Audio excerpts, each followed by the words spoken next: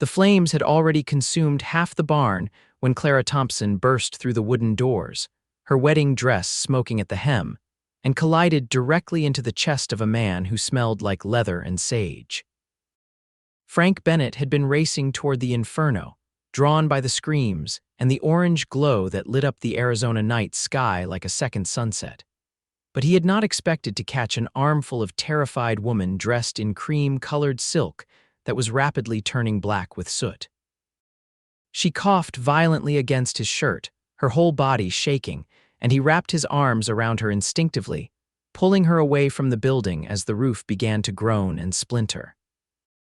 Behind them, the barn let out a sound like a dying animal, timber cracking and collapsing inward, sending sparks spiraling up into the darkness like angry fireflies.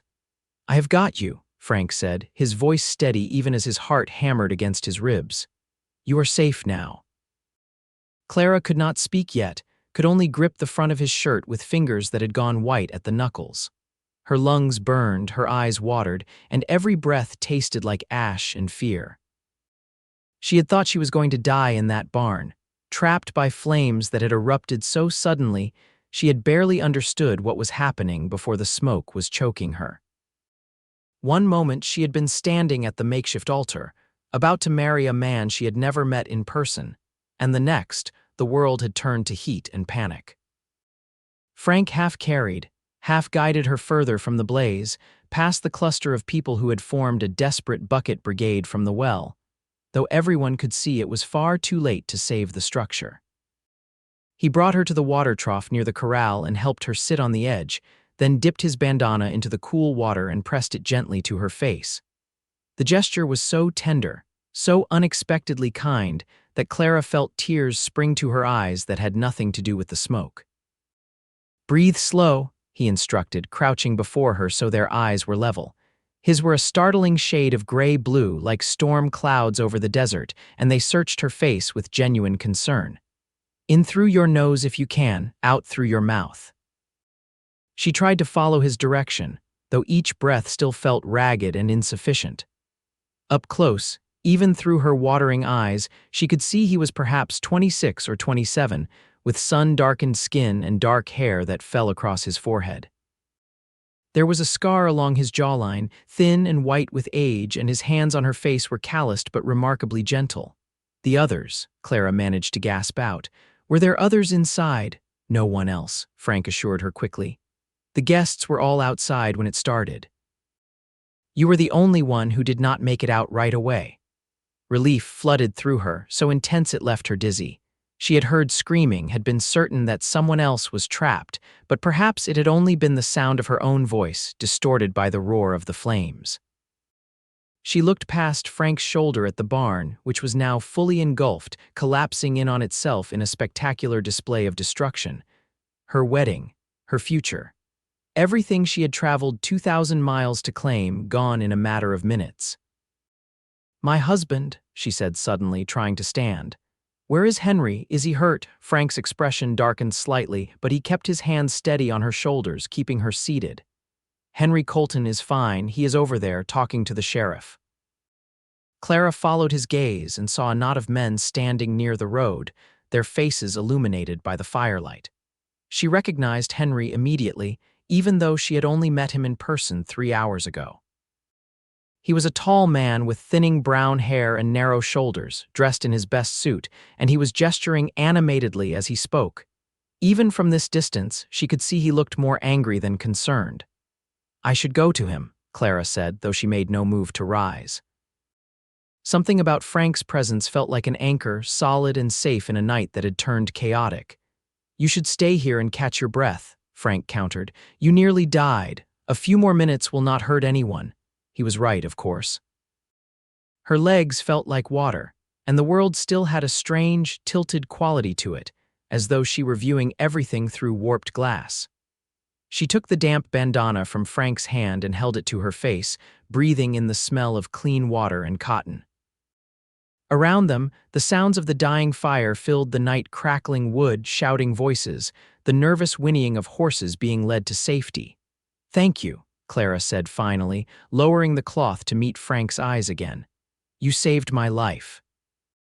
I just happened to be in the right place, Frank replied, but there was a faint color rising in his cheeks that suggested her gratitude affected him. Anyone would have done the same, but you did it, Clara insisted. What is your name, Frank Bennett? I work the cattle ranch about 5 miles west of here. I was invited to the wedding because Henry and I do business sometimes. I am Clara Thompson, she said, then paused. Or I suppose I am still Clara Thompson. The ceremony never finished. An awkward silence fell between them at that, both of them acutely aware of the strangeness of the situation. Clara had come to Tombstone, Arizona as a mail-order bride, responding to Henry Colton's advertisement in a Philadelphia newspaper.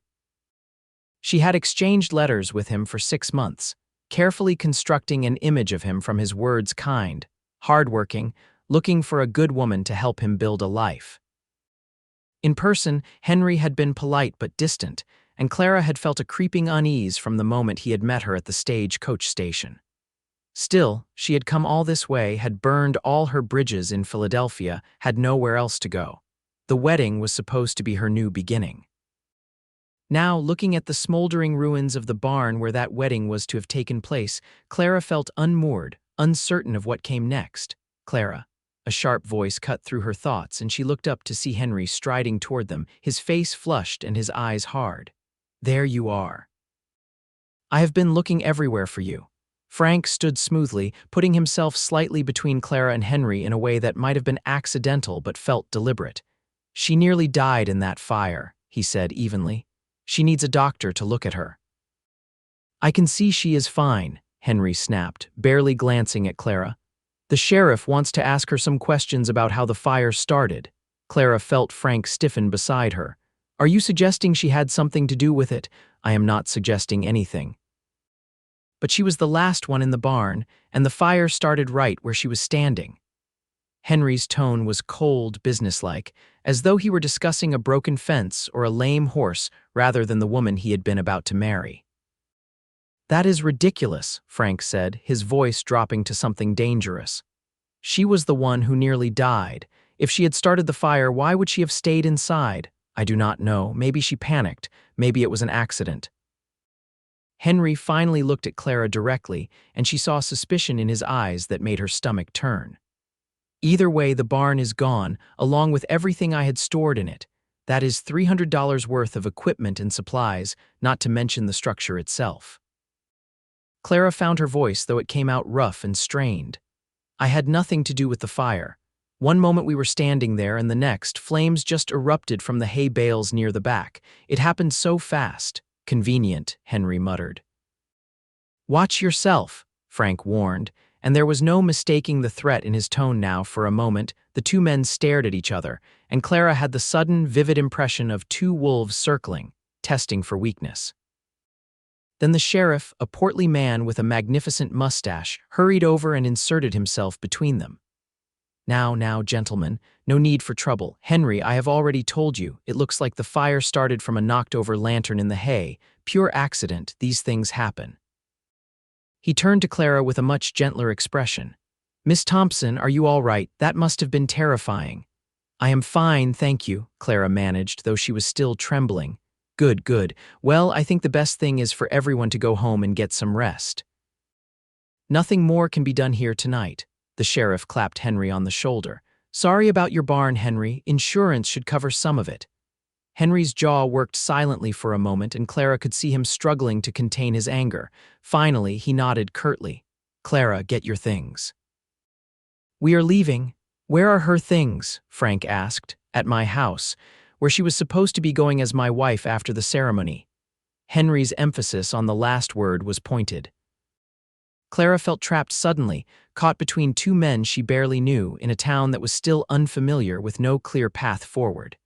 She was not married to Henry, but she had nowhere else to go. All her possessions were indeed at his house, brought there earlier in the day by Henry's housekeeper. She had no money for a hotel, no friends or family within 2,000 miles. I will take you, Frank said quietly, speaking only to Clara, to wherever you need to go. She is going with me, Henry interjected. She may not be my wife yet, but we had an agreement. Agreements can be changed, Frank said. The sheriff held up both hands.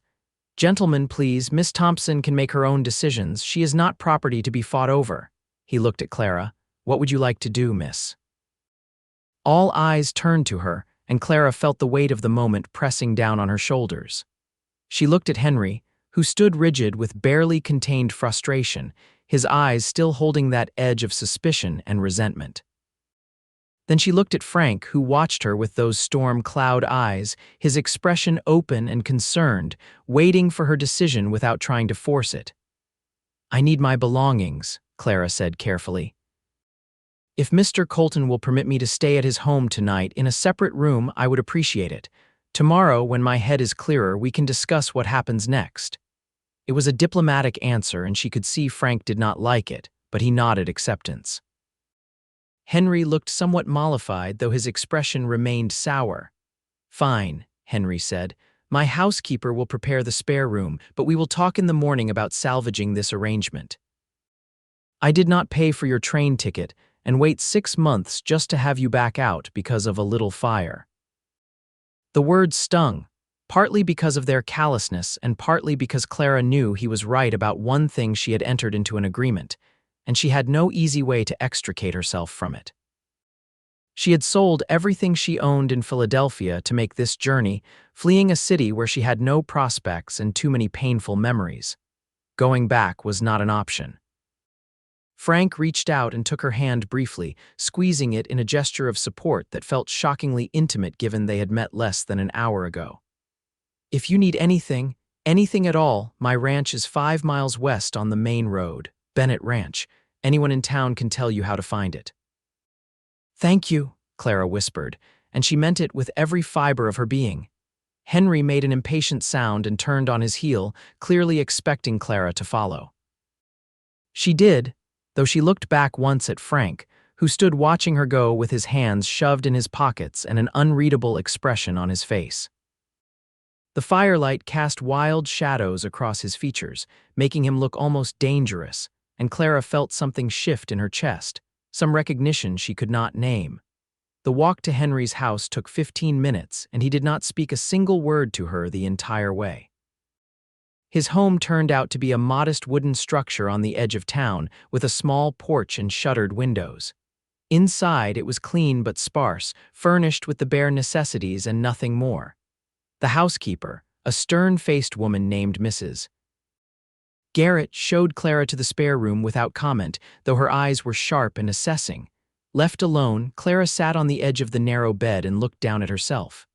Her wedding dress was ruined, stained with soot and torn at the hem.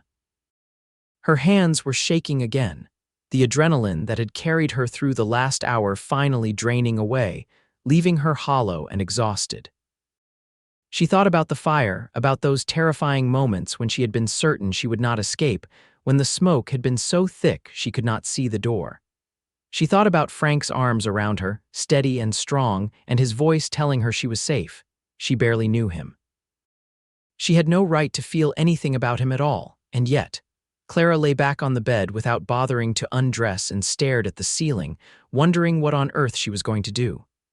Sleep did not come for a long time, and when it did, she dreamed of fire and gray-blue eyes. Morning arrived with harsh sunlight streaming through the window and the smell of coffee drifting up from the kitchen. Clara woke disoriented, her throat raw and her head aching, and for a confused moment she could not remember where she was. Then it all came back in a rush: the fire, Frank, Henry's cold suspicion. She groaned and sat up, running her hands through her tangled hair. Someone had left a basin of water and a clean towel on the dresser, and Clara used them gratefully, scrubbing away the worst of the soot from her face and hands. She had no clean clothes except what was in her trunk, which she found tucked in the corner of the room.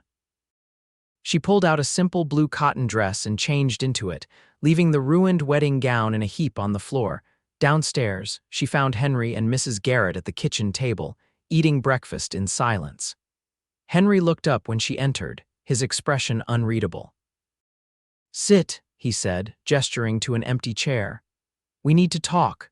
Clara sat, and Mrs. Garrett wordlessly placed a plate of eggs and bacon in front of her, along with a cup of coffee. She was not particularly hungry, but she ate anyway, needing something to do with her hands. I have been thinking about our situation, Henry began without preamble. The fire was unfortunate, but it does not change the basic facts. You came here to marry me, and I still need a wife. The way I see it, we can proceed with a simple ceremony at the courthouse this afternoon, and we can move forward as planned. Clara set down her fork carefully. Henry, I nearly died last night, and your first concern was about your barn and your equipment. You barely asked if I was all right. You are clearly all right, Henry said impatiently. I can see that with my own eyes. What good would it have done to stand around wringing my hands? I am a practical man, Clara. That is what I told you in my letters. I need a practical wife. Practical is one thing, compassionate is another.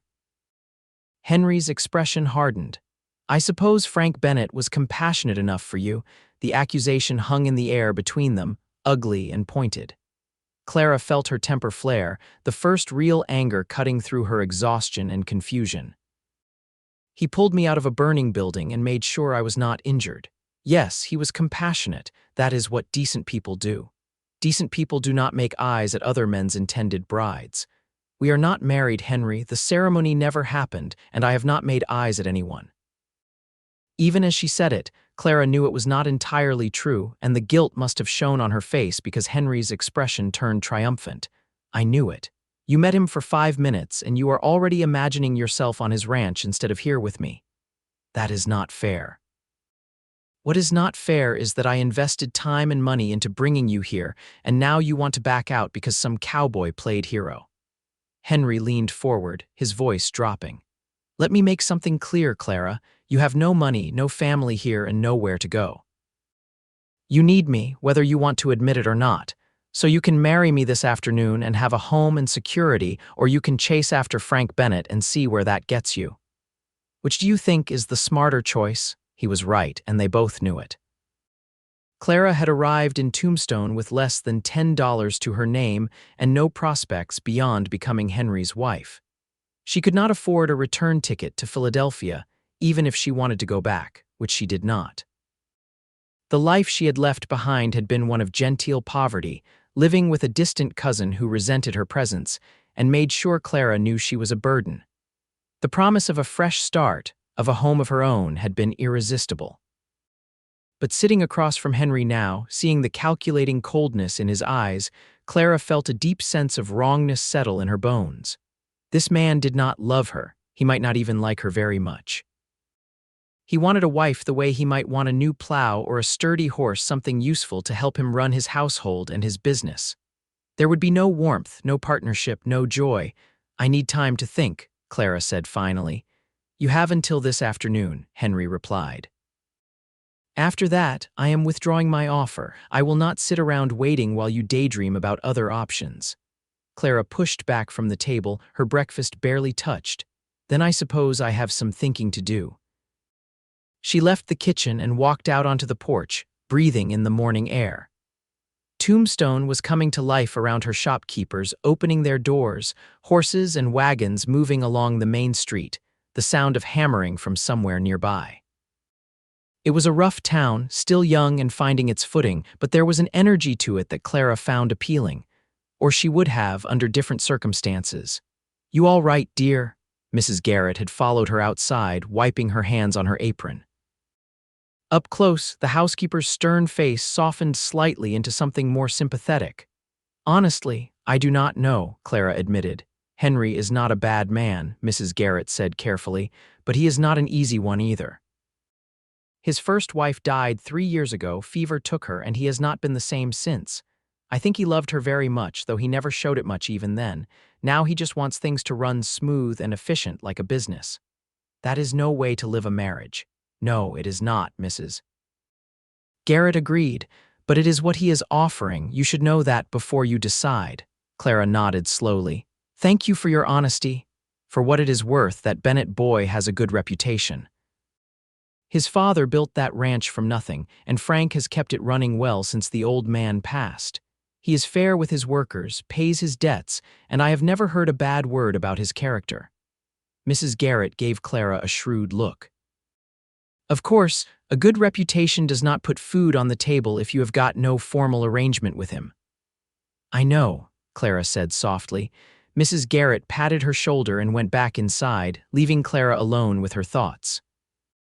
She stood on the porch for a long time, watching the town go about its business, trying to sort through the tangle of emotions and practical concerns warring in her head. The sun climbed higher, the morning heat building, and still she had no clear answer. She was still standing there when a familiar figure on horseback rode up the street and stopped in front of the house. Frank swung down from his saddle with easy grace and tied his horse to the post, then looked up at Clara with that same open, concerned expression he had worn the night before. "Morning," he said, removing his hat. "I wanted to check on you, make sure you were all right." "That is kind of you," Clara replied, and she found herself smiling despite everything. There was something about Frank's presence that made her feel lighter, less trapped. "How are you feeling?" "Any trouble breathing? My throat is sore, but otherwise I am fine." She hesitated, then added, "Henry wants to marry me this afternoon at the courthouse." Frank's expression did not change, but something shifted in his eyes, something that looked like disappointment mixed with resignation. "Is that what you want?" "I do not know what I want," Clara said honestly. "I came here for a fresh start, for a chance at a better life. Henry offered that in his letters, but the reality is not what I expected." "It rarely is," Frank said quietly. He climbed the steps to stand beside her on the porch, close enough that she could smell leather and horses and something uniquely him. "Can I be honest with you, Clara? Please. I have not been able to stop thinking about you since last night. I know that is forward of me to say, and I know you have got an arrangement with Henry and I have got no right to interfere. But if you marry him this afternoon, I will always wonder what might have happened if I had just said something." He turned to face her fully, his gray-blue eyes intense. "I am not a rich man. My ranch does well enough, but it is hard work and long days. I cannot offer you an easy life, but I can offer you honesty and respect, and I think, given time, maybe something more." Clara's heart was hammering so hard she was certain he could hear it. "You barely know me." "I know enough. I know you are brave because you did not panic in that fire. I know you are kind because your first thought when you got out was whether anyone else was hurt. I know you are smart because you are not just jumping into a marriage that does not feel right, even though it would be the easy choice." He took a small step closer. "And I know that when I held you last night, it felt more right than anything has felt in a very long time." "Frank," Clara breathed, and she did not know if it was a protest or a plea. "I am not asking you to decide right now," Frank said. "I am just asking you to give me a chance. Come out to the ranch, see what I can offer you, and then make your choice. If you still want to marry Henry after that, I will step aside and never bother you again, but at least you will know all your options." It was madness. Clara had known this man for less than a day. She should have been telling him no, should have been gently but firmly sending him away and proceeding with the practical, sensible plan to marry Henry. That was the smart thing to do, the safe thing. But when she looked at Frank, at the hope and vulnerability in his face, she did not feel smart or safe. She felt alive in a way she had not felt in years, maybe ever. She felt like something important was happening, like the universe was offering her a choice that mattered. "All right," Clara said and watched his face light up. "I will come see your ranch, but I need to tell Henry first." "Of course," Frank agreed quickly. "I will wait here." Clara went back inside, her heart racing, and found Henry in his study going over ledgers. He looked up when she entered, his expression expectant. "I have made my decision," Clara said, standing straight and meeting his gaze directly. "I am not going to marry you, Henry. I am sorry for the inconvenience and for any expense you incurred, but I cannot commit to a marriage without respect and affection." Henry's face flushed dark red. "This is about Frank Bennett. This is about me," Clara corrected. "About what kind of life I want to live. You deserve someone who can be practical and efficient for you, someone who will not expect warmth or romance. But that is not me." "You are making a mistake," Henry said coldly. "You will regret this." "Maybe," Clara acknowledged, "but it will be my mistake to make." She turned and walked out before he could say anything else, before her courage could fail. She collected her trunk from the spare room, managing to drag it down the stairs through sheer determination, and emerged onto the porch where Frank was waiting. He took the trunk from her immediately, lifting it with ease. "Ready?" he asked. I am terrified, Clara admitted. But yes, I am ready. Frank secured her trunk to his horse, then helped Clara up into the saddle before mounting behind her. His arms came around her to hold the reins solid and warm, and Clara let herself lean back against his chest just a little. He made a clicking sound to the horse, and they started down the street at an easy walk. People stared as they passed, and Clara knew the gossip would be all over town by evening. The mail-order bride who had abandoned Henry Colton for Frank Bennett within 24 hours of arriving. She should have been mortified, should have been worried about her reputation. Instead, she felt something very much like relief. The ride out to Bennett Ranch took nearly an hour, and Frank kept up a steady stream of conversation, pointing out landmarks and telling her about the area.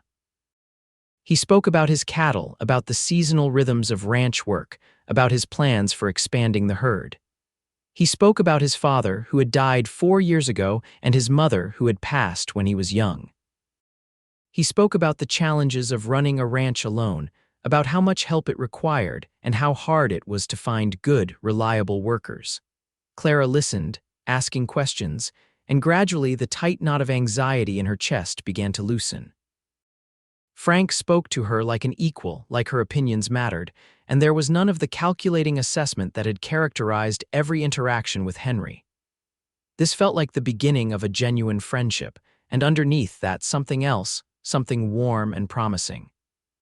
Bennett Ranch appeared as they crested a low rise, a sprawling collection of buildings centered around a sturdy ranch house, with corrals and barns spreading out in organized clusters. It was not elegant, but it was well maintained, and Clara could see evidence of prosperity in the healthy-looking cattle grazing in the near pastures and the good repair of the structures. "It is not much," Frank said, sounding suddenly nervous, "but it is home." "It looks wonderful," Clara said honestly. He helped her down from the horse, his hands lingering at her waist just a moment longer than necessary, and then showed her inside. The house was spacious, with a large central room that served as kitchen and living area, 2 bedrooms off to the sides, and a loft space above. It was furnished simply but comfortably, with sturdy furniture and colorful woven rugs on the floor. Everything was clean, if a bit dusty, and Clara could see the bones of a real home here. "I know it needs a woman's touch," Frank said, watching her look around. "I do my best, but I am not much for decoration or fussy details." "It has good bones," Clara said. "That is what matters." Frank showed her the rest of the house, including the spare bedroom, which he was careful to point out. "You would stay here if you decided to give this a real chance. I would not expect anything from you, Clara, not until we both felt ready, not until it was right." The thoughtfulness of the gesture, the respect it showed, made Clara's throat tight with emotion. "Thank you," she managed.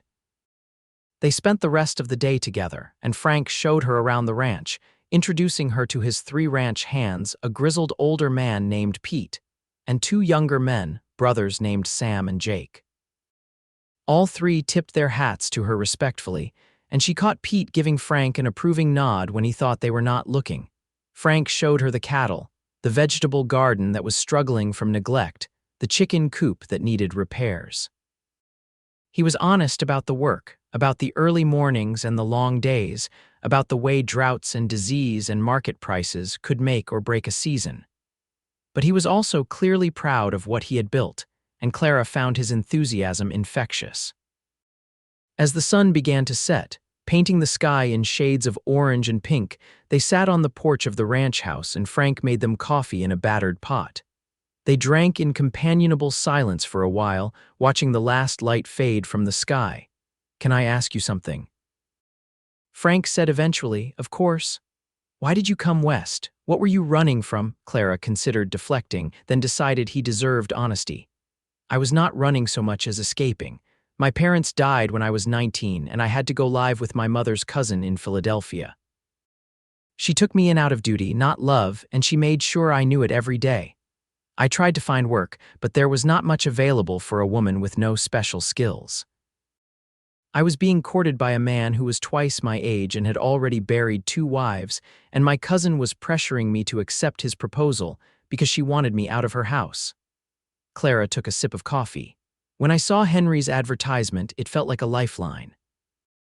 A chance to start over, to build something of my own. I am sorry, Frank said quietly. That must have been hard. It was lonely more than anything else, Clara admitted.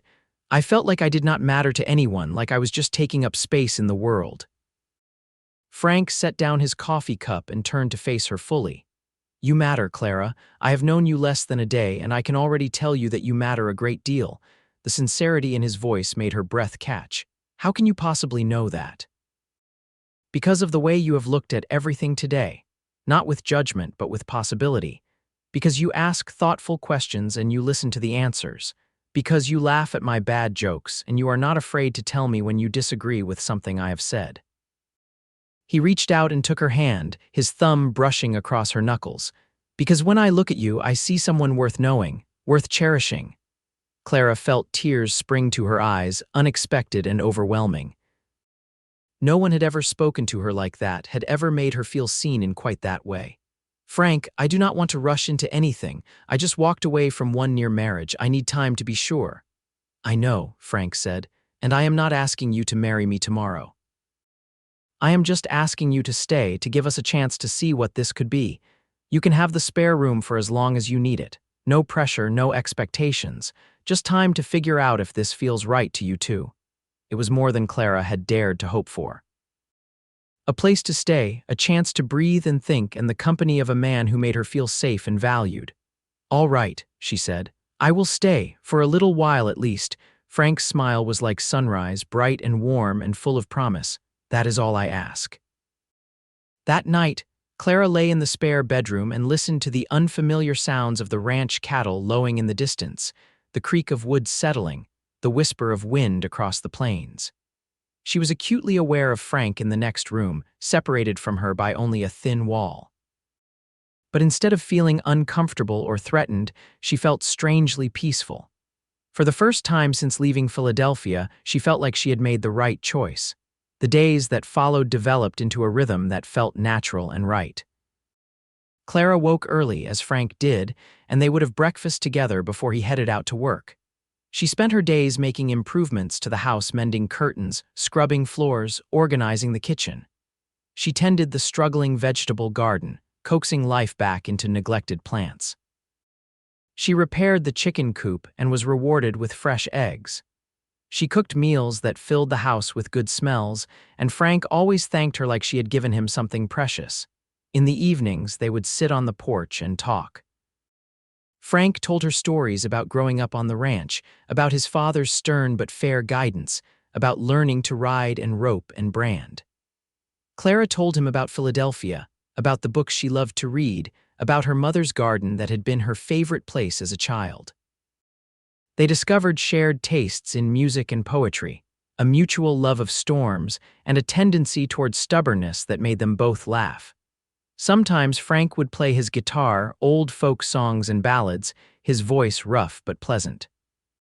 Clara would close her eyes and listen, feeling something warm and sweet unfurl in her chest. Sometimes they would sit in comfortable silence, just being near each other, and that felt perfect too. Pete and the brothers warmed to Clara quickly, especially after she started bringing fresh baked bread and cookies out to them when they were working near the house. They treated her with respectful courtesy, and she heard Pete tell Frank one evening that he had made a good choice, though they both pretended not to see her listening from the kitchen window. 2 weeks after Clara's arrival, Tombstone held a town social, and Frank asked if she would like to go with him. Clara agreed, though she felt nervous about facing the townspeople after the scandal of abandoning Henry. Frank seemed to sense her anxiety and squeezed her hand as they rode into town. The social was held in the church hall, with tables laden with food and a small group of musicians providing entertainment. Clara felt the stares as she and Frank entered, saw the whispers behind raised hands, but Frank kept his arm firmly around her waist and introduced her to people with quiet pride. Gradually, the stares became less hostile and more curious, and a few of the braver women approached to welcome her. I heard you were staying out at Bennett Ranch, one woman said, a pretty brunette named Sarah who ran the general store with her husband. How are you finding it? It is lovely, Clara said honestly, quite different from Philadelphia, but in a good way. Frank is a good man, Sarah said, lowering her voice. Better than some I could mention, you made the right choice. The validation from a stranger who owed her nothing made Clara feel infinitely better. As the evening progressed, she relaxed, even agreeing to dance with Frank when the music turned lively. He was not a particularly skilled dancer, but he was enthusiastic, and he made her laugh when he fumbled the steps. They whirled around the floor and Clara felt eyes on them, but for once she did not care. Let them talk. Let them gossip. This felt right in a way nothing else had. They were taking a break, drinking punch and catching their breath when Henry appeared at Clara's elbow. She had not seen him arrive, and his sudden presence made her tense. "Clara," Henry said, his tone neutral. "Frank?" "Henry," Frank replied, equally neutral, but Clara felt him shift slightly closer to her. "I wanted to apologize," Henry said, and he seemed to mean it.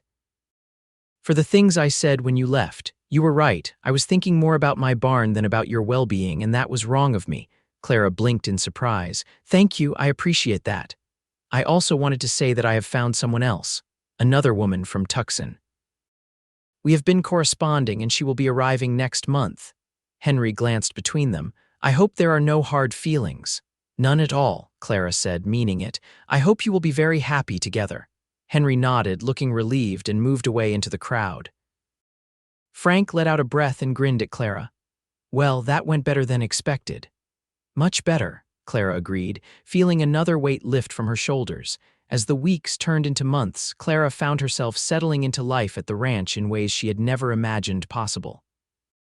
The work was hard, but it was satisfying, and she loved seeing the tangible results of her efforts: the garden flourishing, the house clean and comfortable, the meals that brought genuine pleasure to Frank and the ranch hands. She learned to ride, with Frank as her patient teacher, and discovered she had a natural affinity for it. She learned to handle the chickens and even helped with the cattle when extra hands were needed. But more than the work, it was her deepening connection with Frank that made each day feel full and meaningful. He was everything Henry had not been: warm, attentive, genuinely interested in her thoughts and feelings. He made her laugh with his dry humor and touched her with his unexpected moments of tenderness.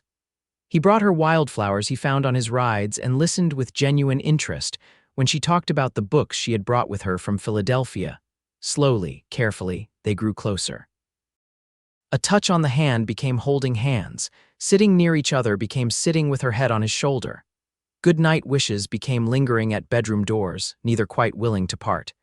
The attraction between them was undeniable, but Frank never pushed, never demanded. He let Clara set the pace, and she loved him for it. 4 months after arriving at Bennett Ranch on a warm evening in late summer, Clara finally admitted to herself what she had known for weeks: she was in love with Frank Bennett. Completely, irrevocably in love. The realization did not frighten her as she thought it might. Instead, it felt like coming home. That night, as they sat on the porch watching the stars emerge, Clara turned to Frank and said, "I want to marry you." Frank went very still, his eyes searching her face in the dim light. "Are you sure?" "I have never been more sure of anything in my life," Clara said. "I love you, Frank. I think I have loved you since the night you pulled me out of that fire, but I needed time to be certain, and now I am."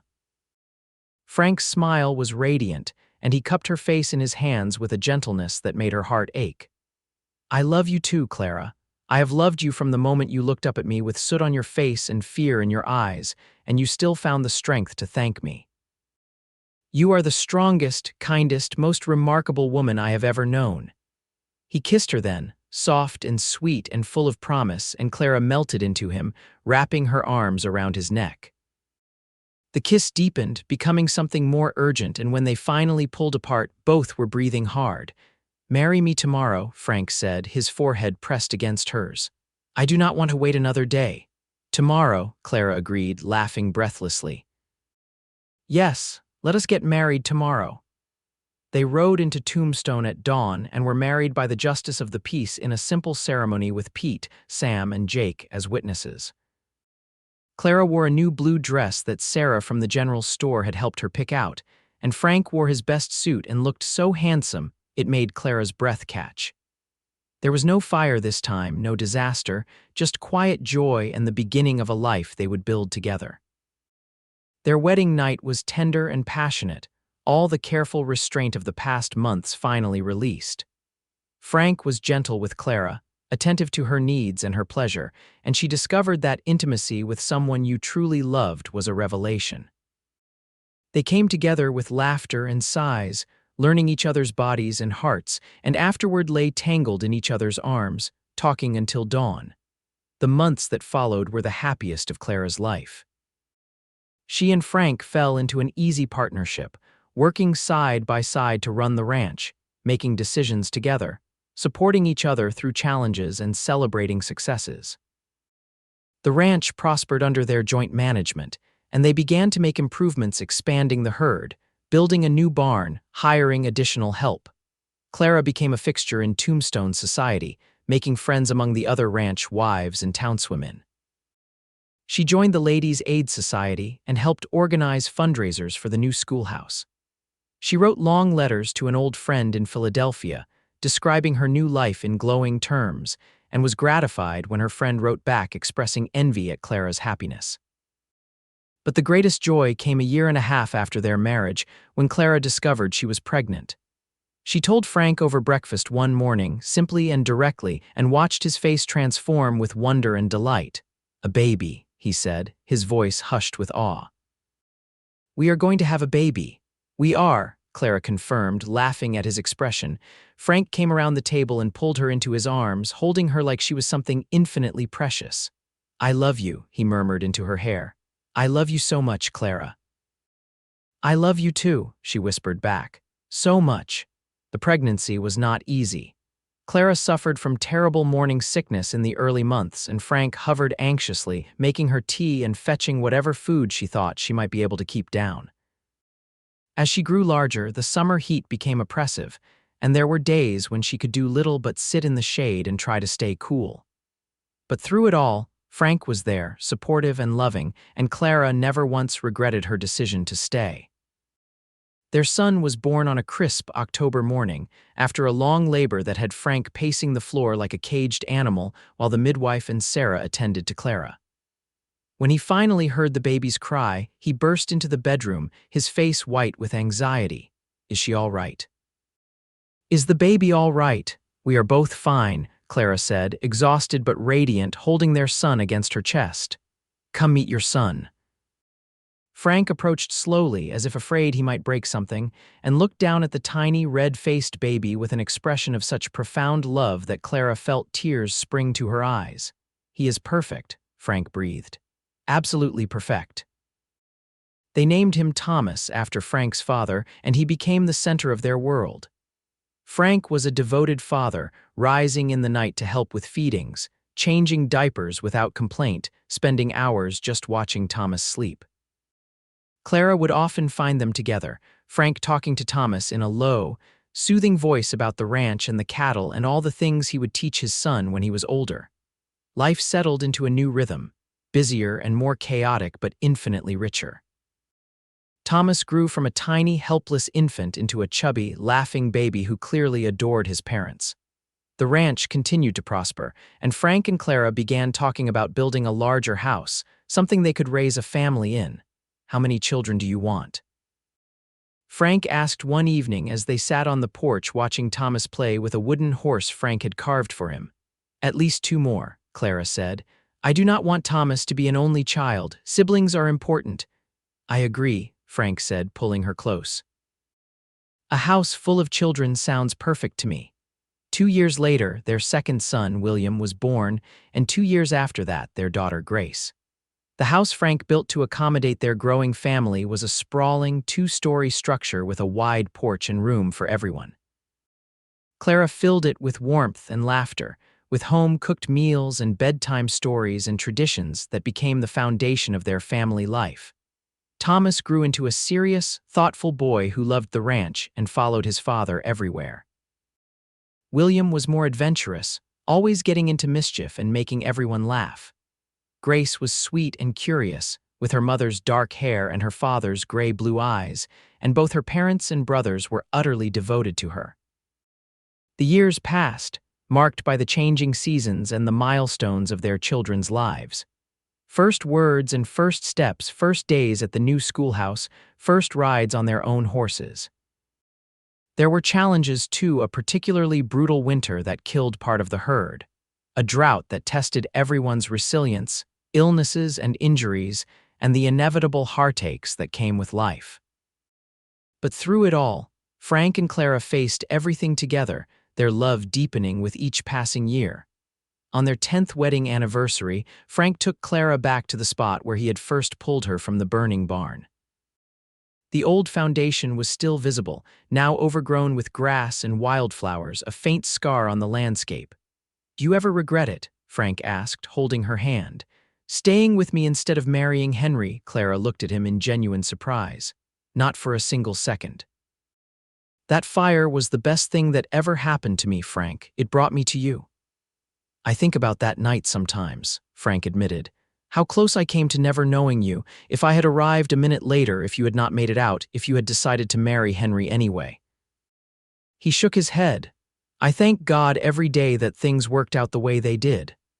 "I wrapped myself in your arms that night," Clara said softly, "and you wrapped me in your word. You promised me safety and respect and time, and you kept every single promise.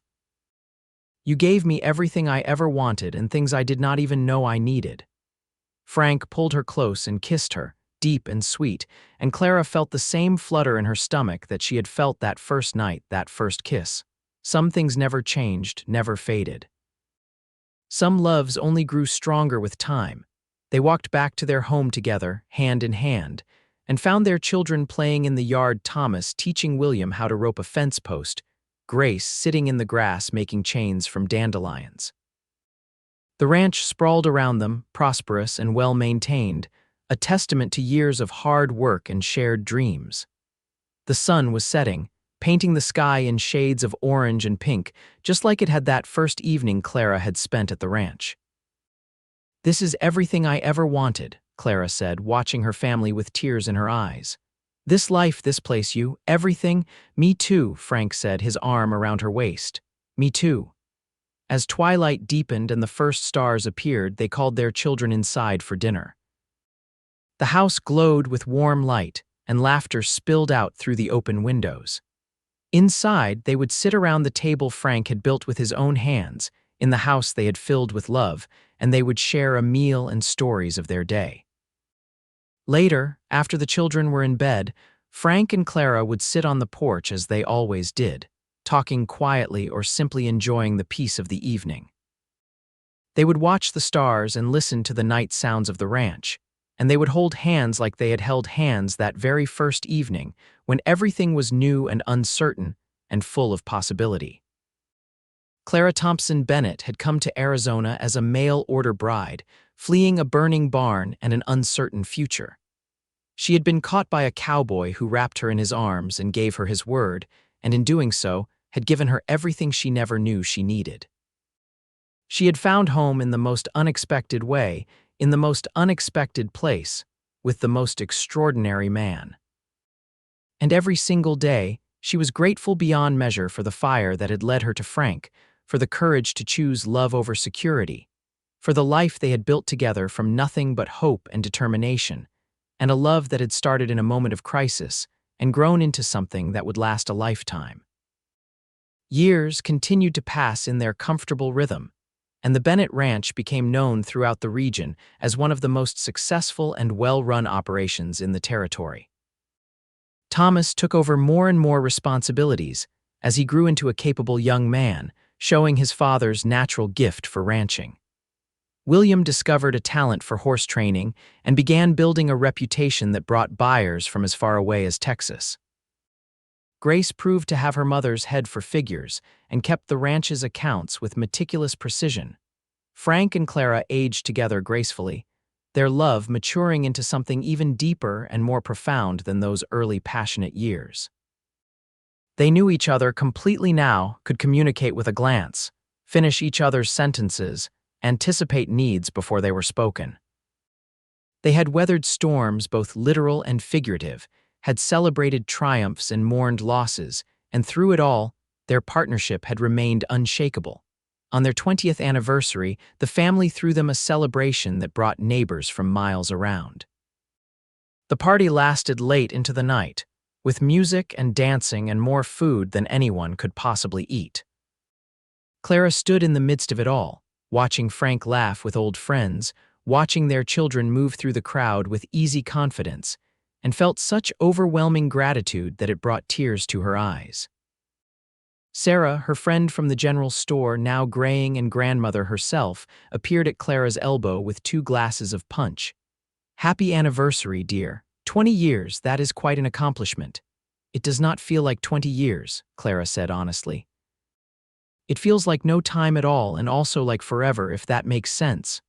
"Perfect sense," Sarah agreed. "That is what a good marriage feels like. My Henry and I just celebrated our 30th and I feel the same way."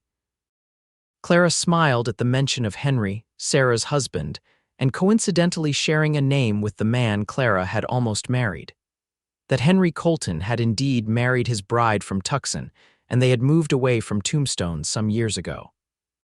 Clara occasionally wondered how his life had turned out but felt no regret about the choice she had made. As if sensing her thoughts, Frank appeared at her side and slipped his arm around her waist. "What are you thinking about?" "About how lucky I am," Clara said simply. "About how a burning barn and a cowboy with kind eyes changed everything." "I was the lucky one," Frank insisted. "I saw you that night, stood on your face and fear in your eyes, and somehow I just knew, this is her, this is the woman I have been waiting for. You barely knew me." "I knew enough," Frank said. "And I have spent 20 years learning the rest, and I fall more in love with you every single day." Clara turned in his arms and kissed him, not caring that they were in the middle of a party that people were watching. Some things were more important than propriety. Some loves demanded to be celebrated. The music started up again, and Frank led Clara onto the makeshift dance floor they had set up in the yard. They swayed together under the stars, and Clara rested her head on his shoulder, breathing in the familiar scent of him, feeling the solid strength of his body against hers. This man had saved her life in more ways than one. He had given her safety and security, yes, but more than that, he had given her love and purpose and a place to belong. As they danced, Clara caught sight of Thomas dancing with a girl from a neighboring ranch, looking at her with an expression that was achingly familiar. William was demonstrating a rope trick for a group of admiring young people, showing off in the way young men do. Grace was sitting on the porch with an older woman, listening intently to some story, her face bright with interest. Their children were growing up, finding their own paths, but they would always have the foundation Frank and Clara had built for them of love and security, and the knowledge that family was everything. The party wound down eventually, and the guests departed, leaving behind a mess that could wait until morning. Frank and Clara stood in the yard, watching the last wagon disappear down the road and then turned to survey their home. "Come with me," Frank said suddenly, taking Clara's hand. "I want to show you something." He led her to the new barn they had built 5 years ago, much larger and sturdier than anything on the property before. Inside, by the light of the lantern Frank lit, Clara could see the familiar sight of horses in their stalls, hay bales stacked neatly, tools hung in their proper places. Everything organized and cared for the way Frank did everything. "Remember the barn that burned?" Frank asked. "The one where we met, of course. How could I forget? I used to think it was a tragedy, that fire, such destruction, such loss, but over the years I have come to see it differently." Frank set down the lantern and turned to face Clara, taking both her hands in his. "That fire brought you to me. It destroyed one future but made another one possible. And I would not change a single thing about that night, not one single detail, because it led to this, to us, to everything we have built together." Clara felt tears spill down her cheeks, moved beyond words by his declaration. 20 years, and he could still make her cry with the depth of his love. "I made you a promise that night," Frank continued. "I wrapped you in my arms and I gave you my word that you were safe, that I would protect you. And I want to renew that promise now, 20 years later. You are safe with me, Clara. You always will be. For the rest of our lives, however long that may be, I will love you and cherish you and do everything in my power to make you happy." "You have made me happy," Clara said through her tears. "Every single day you have made me happy. I love you, Frank Bennett. I love you with my whole heart." They came together in the quiet of the barn, holding each other close, and outside the stars wheeled overhead and the night wind whispered through the grass. Somewhere, cattle lowed softly, and horses moved in their stalls, and the ranch settled in for another peaceful night. Inside the house, their children were already asleep, exhausted from the celebration. Tomorrow they would all wake and resume the rhythms of ranch life, the endless cycle of work and rest, challenges and rewards. But tonight, Frank and Clara stood together in the barn and remembered where it had all started, how far they had come, and everything they had built from ashes and hope. The years ahead would bring more changes. Thomas would marry and have children of his own, eventually taking over full management of the ranch. William would establish his horse breeding operation and gain a reputation throughout the West. Grace would marry a banker from Tucson and divide her time between city life and the ranch she would always consider home. There would be grandchildren to spoil, new challenges to face, and the inevitable sorrows that come with age and loss. But through it all, Frank and Clara would remain constants for each other, their love the foundation upon which everything else was built. They would grow old together, their hair turning silver, their steps growing slower but their devotion never wavering. They would sit on the porch in their final years and watch the sun set over land they had worked and loved, and they would hold hands just as they had done from the very beginning.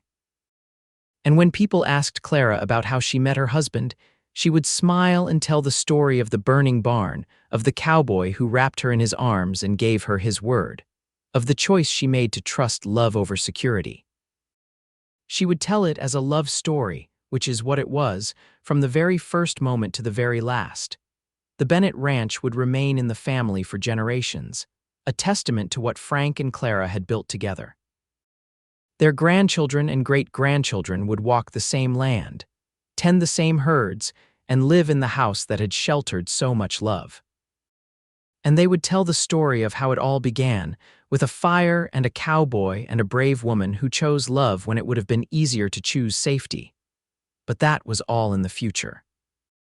For now, in this perfect moment, Frank and Clara stood in the barn and held each other close, grateful beyond measure for the journey that had brought them together. A mail-order bride fleeing a burning barn, caught by a cowboy who wrapped her in his arms and his word. And together, they had built something that would outlast them, both a legacy of love and family and the courage to choose the difficult path when it led to something true. The lantern flickered in the quiet barn, casting dancing shadows on the walls, and outside the Arizona night stretched vast and beautiful above Bennett Ranch. Home, love, family. Everything that mattered, all of it born from a moment of crisis and transformed into a lifetime of joy. Clara had come to Arizona expecting one future and found something infinitely better. She had discovered that sometimes the universe has different plans, better plans, and that the courage to embrace those plans, even when they are terrifying and uncertain, can lead to happiness beyond imagination. As they finally left the barn and walked back to the house, hand in hand as always, Clara looked up at the stars and sent a silent thank you to whatever forces had brought her to this place, to this man, to this life. Then she followed Frank inside, closing the door behind them, ready for whatever adventures tomorrow might bring, secure in the knowledge that they would face them together, as they had faced everything for the past 20 years and would continue to face everything for all the years to come. The story of Frank and Clara Bennett was one of love conquering fear, of trust rewarded, of promises kept. It was a story of a burning barn and a cowboy with kind eyes and a woman brave enough to choose her heart over her head. And it was a story with the best possible ending: two people who found each other against all odds and built a life together that was richer and fuller and more joyful than either could have imagined. In the house, the children slept peacefully in their beds, the ranch animals settled for the night, and the land stretched away in all directions, solid and enduring. Frank and Clara climbed the stairs to their bedroom, still holding hands, still as connected as they had been that very first night when he had pulled her from the flames and promised her safety. They prepared for bed in the comfortable silence of long marriage, moving around each other with practiced ease. When they finally lay down together, Frank pulled Clara close against him, her back to his chest, his arm around her waist, their fingers intertwined. "Thank you," Clara whispered into the darkness. "For what? For 20 years, for everything, for being you." "Thank you for saying yes," Frank replied, pressing a kiss to her hair. "For staying when you could have left, for building this life with me." "I would do it again in a heartbeat," Clara said, and meant it with every fiber of her being. "So would I," Frank agreed. "Every single day I would choose you." They fell asleep like that, wrapped around each other, two people who had found their perfect match in the most imperfect of circumstances. And in the morning, they would wake and begin another day, another chapter in their ongoing story, secure in the knowledge that whatever came, they would face it together. The burning barn was long gone, consumed by flames and time and transformation. But what it had created, the love between Frank and Clara Bennett, would endure for a lifetime and beyond, a testament to the power of courage and kindness, and the willingness to take a chance on love when it appears in the most unexpected of forms. This was their happily ever after, hard-won and deeply cherished, built on the foundation of that single moment when a cowboy wrapped a frightened bride in his arms and gave her his word. Everything that followed the ranch, the children, the decades of love and partnership, was simply the fulfillment of that initial promise, made in the glow of a burning barn on a warm Arizona night. And as the years stretched on and their story became part of Bennett family legend, one thing remained constant and true. Frank Bennett had promised Clara safety and love, and he had kept that promise every single day of their lives together.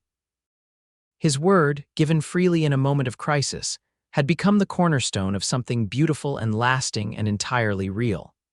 Their love story, which began in fire and fear, had transformed into something that warmed and illuminated everything it touched. And that, in the end, was the best possible magic, not fairy tale perfection, but something far better. Real love built day by day, choice by choice, promise by promise, until it became something unshakable and eternal. Frank and Clara Bennett had found their forever in each other, and that forever lasted a lifetime, rich and full and exactly right.